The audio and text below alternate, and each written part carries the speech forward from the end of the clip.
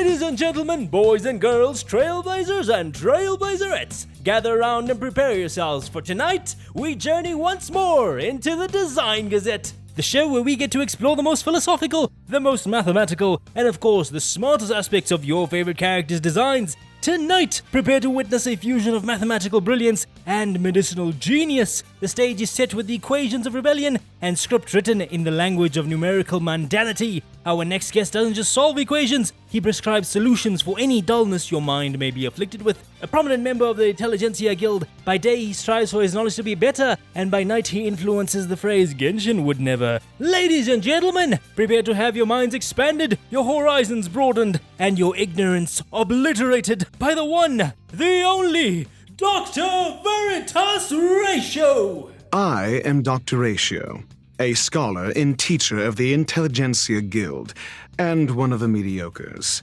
If one day your brain shows symptoms of dullness, then please give the doctor a call. After my days as a Genshin player, you certainly have lifted any symptoms of ignorance, I guarantee, my good doctor. However, before we get into the nitty-gritty of our favorite free 5-star character, I would like you, my dear audience, to take a moment to cast the spell of appreciation by hitting that like button, sending me a SAS per kippy down below, and be sure to subscribe for more videos breaking down all the details of your favorite bath-loving husbandos. And with that, let's jam. In the heart of the Mediterranean, where the Aegean breeze carries the whispers of myths and legend, there lived a civilization whose city-states and olive groves bore witness to the birth of democracy, philosophy, and of course, chewing gum. Ladies and gentlemen, I am talking about ancient Greece, a civilization that thrived from 800 to 146 BCE. Old Greece was a collection of independent city-states that influenced much of our modern ideas of culture, philosophy, and democratic ideals. This was mostly because ancient Greece was home to great thinkers like Socrates and Plato, epic poets like Homer, and bloodthirsty demigods like Kratos. I destroy everything I touch! Nudity aside, the most prominent form of ancient clothing in Greece was a garment called the chiton, which was worn as a basis for all Greek outfits due to its simplicity. This was usually accompanied by a larger outer garment called a himation, and in the men's case was then topped off by a cloak fastened onto the shoulder called a chlamys, and also remember those sandals. As you might have guessed, you can find all of these articles of clothing in the basic structure of Dr. Ratio's outfit. The loose white basis is very chiton-like, the outer navy fabric serves as a himation, the hanging black cloak is a chlamys, and of course the look is varnished by those Greeky sandals. Of course, in typical Star Rail fashion, it is modernized with a suit-like black shirt and baggy pants, but it still manages to maintain that ancient Greek aesthetic, which is very important to Ratio's overall design. Case in point, the gold ornament on his left shoulder is shaped like an owl.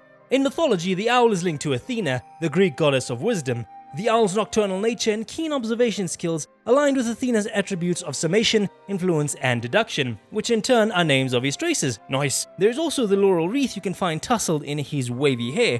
In Greece, the laurel wreath was a symbol of victory, honor, or achievement, and was often awarded to victors of the Olympics, military commanders, poets, and scholars. It is also the symbol of another Greek god, Apollo, who is often portrayed wearing a laurel on his head. Interestingly enough, he is also a god of knowledge, but whereas Athena's knowledge is more strategic and practical, Apollo's knowledge is meant to be more artistic and educational. This could allude to Ratio's character himself, as he doesn't just want to learn, but also teach and share his knowledge with anyone he can. I don't mind revealing my true colors if it helps me teach students and treat patients, but in my experience, it's usually counterproductive. This brings us to his need to constantly wear an alabaster sculpture wherever he goes. The styling of the sculpture is very idealistic, with perfect proportions, balanced curves, and otherworldly harmony that makes it look as if the figure descended straight from Olympia itself. All characteristics of the classical period of Greek sculptures. In fact, several of the idols spawned from Dr. Ratio's technique are parodies of existing Greek sculptures. This includes Discobolus, Polykleitos, the Orator,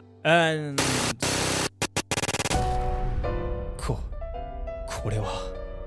これはジョジョだ!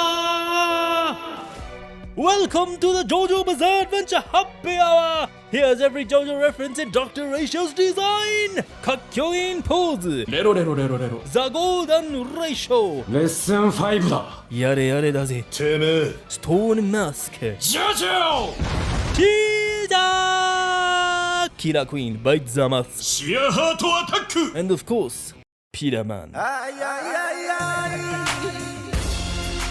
Copyright cut! Don't know what came over me there. Well, let's get back to your usual programming, shall we? Over to you, good doctor. The beauty of truth is that it never changes, even when no one understands it. Well, that's true for me at least. A ratio is a comparison between two quantities and is expressed in how many times one of those quantities is contained within the other.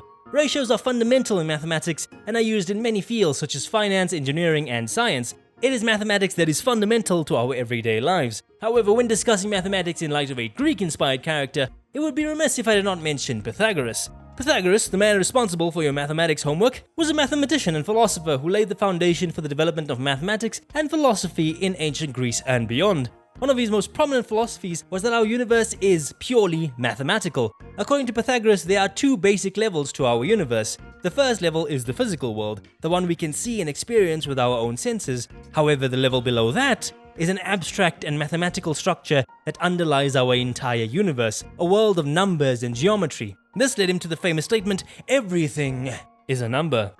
When applying this to Dr. Ratio, we can observe various formulas, graphs, and numbers comprising his splash art and battle effects, alluding to how he sees both the physical and underlying mathematical worlds that surround us. Furthermore, there are other references to historical intellectuals in his kit, such as Sir Isaac Newton, Virgil, Plato, René Descartes, and other smaller nods. Nevertheless, there is one intellectual that heavily influences Dr. Ratio as a character more than any other. In Latin, the word for truth is called veritas. In various contexts, it may be associated with the pursuit of truth and the importance of honesty and authenticity. From our interactions with him, we definitely see an eccentric and rather blunt fellow, but I would argue Dr. Ratio is always sincere and faithful when it comes to his intentions. He is first and foremost a scholar and teacher, a man of academics that wants knowledge to be widespread, be that through debate or reiteration, and in many ways these characteristics seem to resemble a certain Greek figure by the name of Socrates.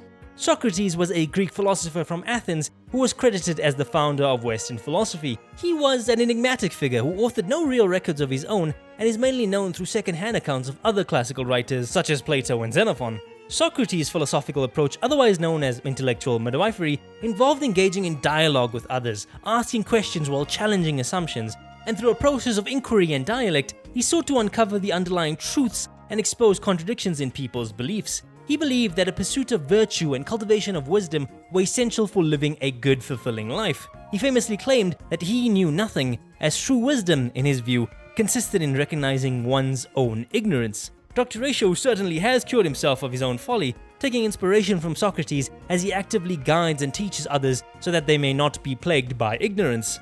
However, Veritas himself is far from what one would call a genius.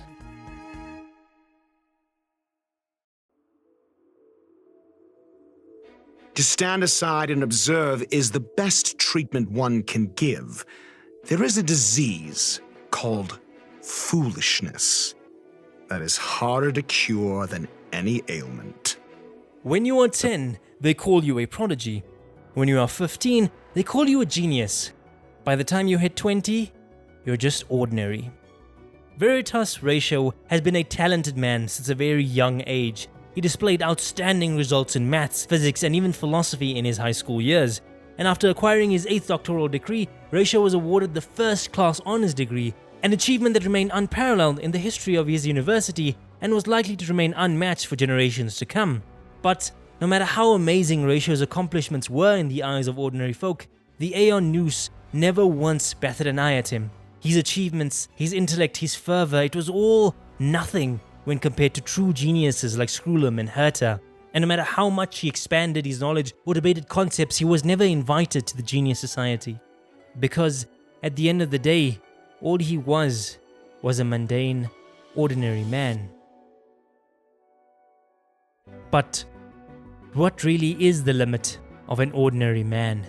His mind, his knowledge, his worth, none have been perfected yet.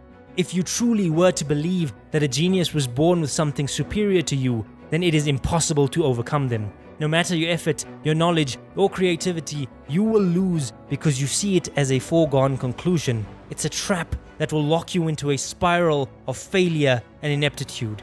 There is no point in comparing your skills to another. Instead, you only have yourself to improve on.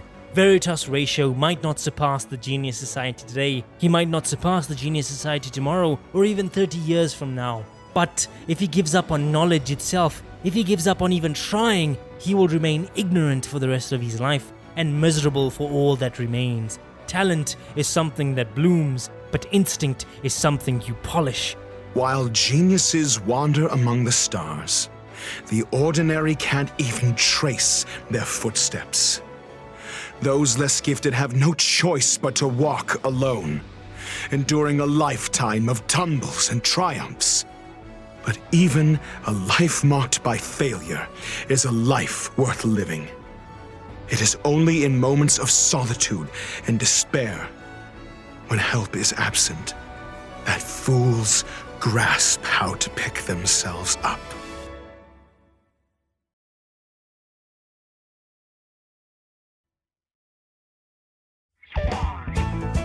Trailblazers and Trailblazerettes, I hope you enjoyed this mathematical examination of Dr. Ratio's design. If you found yourself captivated by the geometry of what we've explored together, don't forget to wield your light cone of appreciation by hitting that like button, subscribing to this humble Crusaders channel, and inviting your friends to witness the next chapters of our grand adventure. Feel free to share your thoughts, your dreams, your musings of Ratio down in the comment section below. And until we next meet, may you get another free 5-star. May I see you at the Penacony Bar. And may your journey lead you ever starward.